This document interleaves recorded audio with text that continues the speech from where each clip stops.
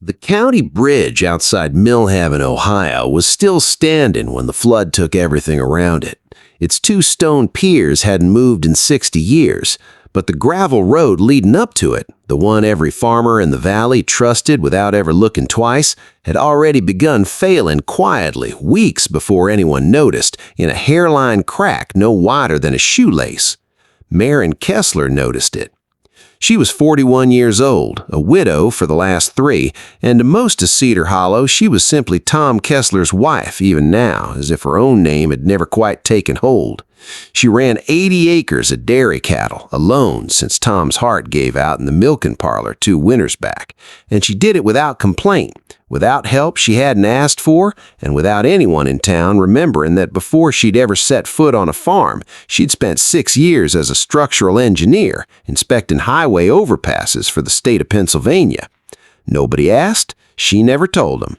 It hadn't seemed to matter once she became a farmer's wife and then a farmer's widow. It mattered now. She found the crack on an ordinary Tuesday morning, walking the county road out to check her mailbox, coffee going cold in her free hand. She crouched the way she used to crouch over interstate pavement with a clipboard, pressed her boot heel down beside it, and watched dark water rise slow and patient through the depression she'd left behind. Not rain, groundwater working its way up from underneath. "That's not supposed to do that," she said to no one.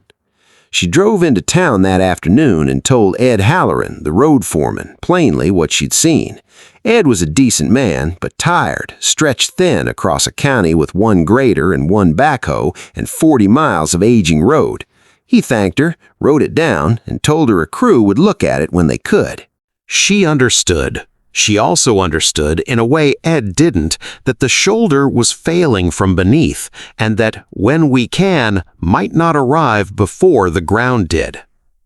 At the feed store that Thursday, Walt Pruitt, a big, easy-laughing man who'd known Tom since grade school, asked her, half joking, whether she was still worried about her little crack in the road. Maren said she was. Walt told her the county had been patching that road since Eisenhower and it would outlive all of them. It got the laugh he wanted. She let it go. She'd learned somewhere in 6 years of being the only woman standing on a job site full of men who assumed she was there to bring coffee, that arguing with a joke while it's still being made rarely changes anyone's mind. It only feeds it. That night, she pulled a box down from the closet shelf, her old field kit, untouched since she'd married Tom and put engineering away like a coat she no longer needed. A steel probe, a line level, a notebook half filled with old highway inspection notes in her own handwriting, a stranger's handwriting now.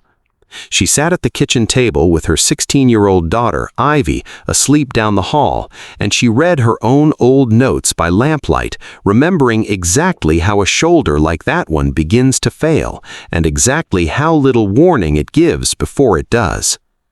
She went back out to the road the next morning and did what nobody else in Cedar Hollow had thought to do. She measured it. 40 feet of hairline cracking along the shoulder, water rising through it steady rather than seasonal, the drainage ditch beside it holding still instead of running clear. She wrote it all down the way she used to write up a bridge deck report, and she drove it into the county office herself instead of waiting on a callback. Ed looked at her pages a long moment. "Where'd you learn to read a road like this?" he asked, not unkindly, more surprised than doubtful. "I used to do this for a living," she said, "before Tom." He didn't laugh at that, but he didn't move any faster either. The county had a washout on the east side already, a bridge deck closed on the north, and 1 road crew to cover all of it. Ed told her honestly there was nothing more he could do until something actually gave way. Maren drove home with both hands tight on the wheel, doing the same math she'd been doing all week. Her farm had exactly 1 way in and out. If that shoulder failed, so did everything behind it.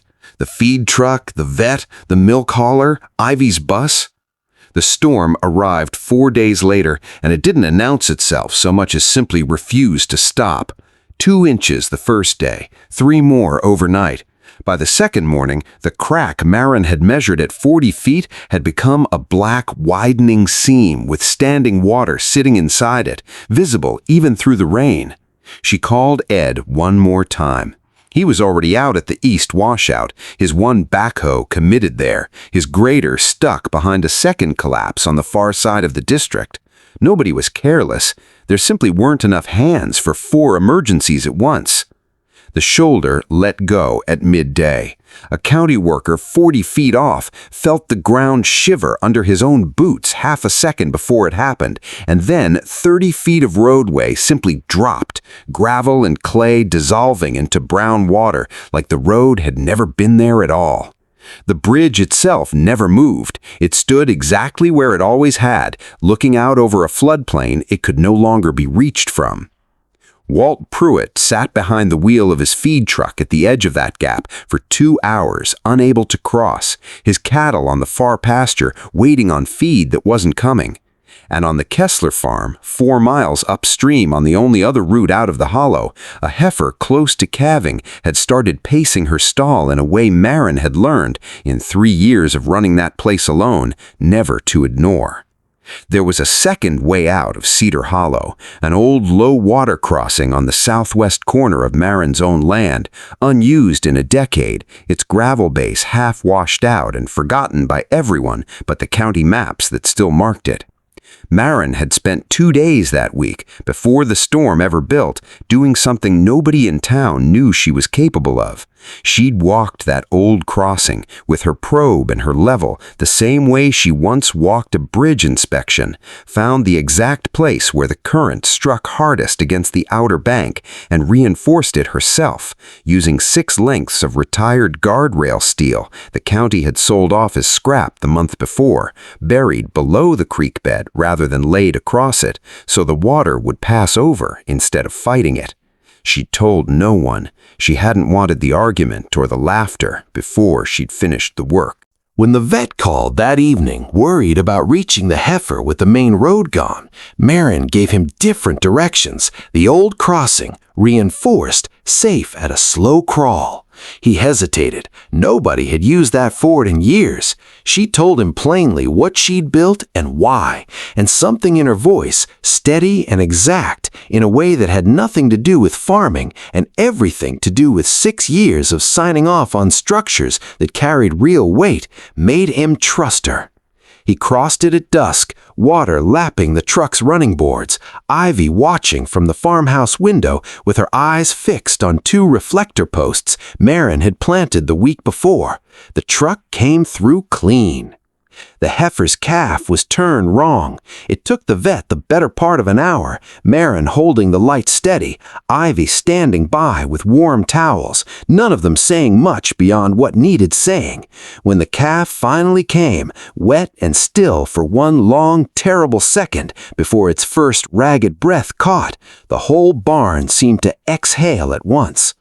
Walt called near midnight. His own cow was in trouble too, and his road was every bit as gone as everyone else's. The vet, already familiar now with Maren's crossing, used it a second time to reach Walt's place from a direction the man had never once considered.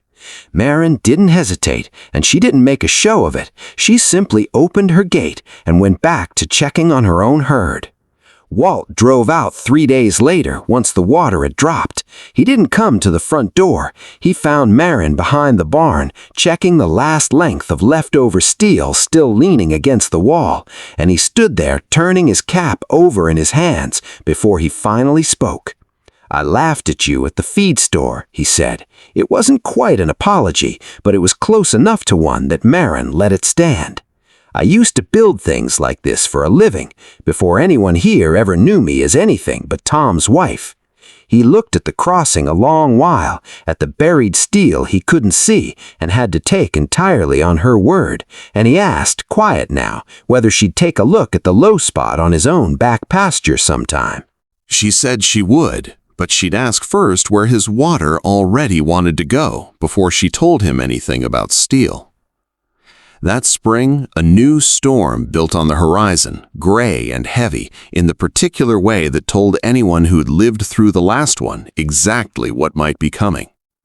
Ivy was up before sunrise without needing to be told, walking the old crossing the same careful way her mother had taught her, checking the buried steel, wiping down the reflector posts. She came back in, pulled off her boots, and said only, "Crossing's ready." That was all that needed saying. Maren stood at the kitchen window and watched the first drops streak the glass. Down past the barn, the old Ford sat exactly where it always had, unremarkable, ordinary to any eye that hadn't watched what was buried beneath it.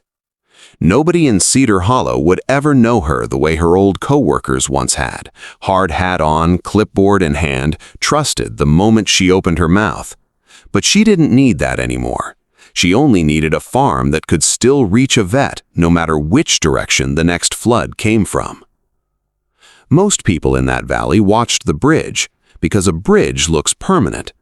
Maren watched the ground beside it, because that's where the real danger always waits, in the part nobody thought to protect, and in the person nobody thought to ask. The quietest expertise is often the strongest, and it rarely announces itself until the moment it's needed most. What we assume about someone's worth from a title or a rumor is almost never the whole truth of what they carry inside them.